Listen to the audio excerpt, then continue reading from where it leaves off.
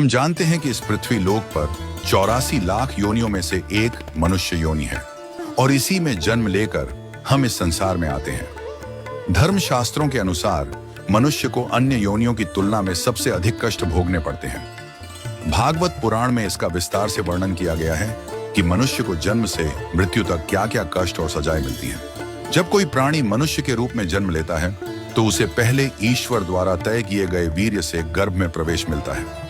गर्भ में वह 8 महीने तक कष्ट भोगता है। पहले 3 महीनों तक केवल अंगों का निर्माण होता है। चौथे महीने में मांस का निर्माण होने लगता है। फिर 5वें महीने में शिशु को भूख और प्यास लगने लगती है।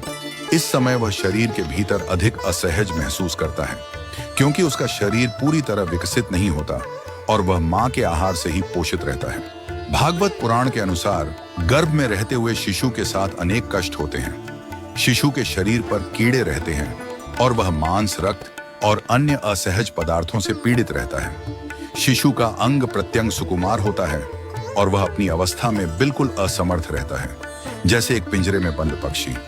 जब शिशु को अपनी पिछली जन्मों की याद आती है तो वह बहुत बेचैन हो जाता है और अपनी स्थिति से घबराता है। गर्भ में रहते हुए वह भगवान से प्रार्थना करता है कि उसे इस संसार के बंधन से मुक्त किया जाए।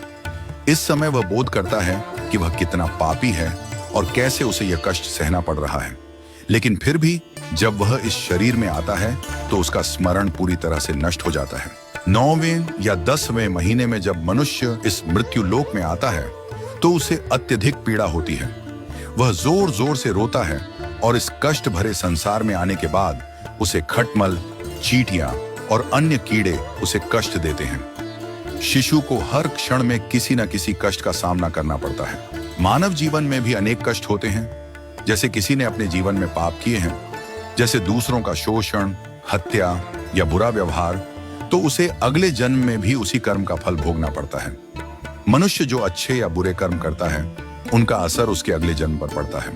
भागवत पुराण में यह भी बताया गया है कि यदि किसी व्यक्ति ने अपने जीवन में गलत संगत की, विशेषकर यदि वह स्त्रियों के साथ अनुचित संबंध बनाता है, तो उसे अगले जन्म में स्त्री योनि प्राप्त होती है।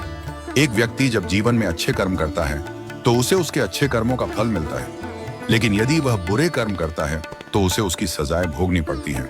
अंततः जब मनुष्य मृत्यु के करीब पहुंचता है तो वह अपने सारे जीवन के कर्मों को याद करता है और भगवान से मुक्ति की प्रार्थना करता है।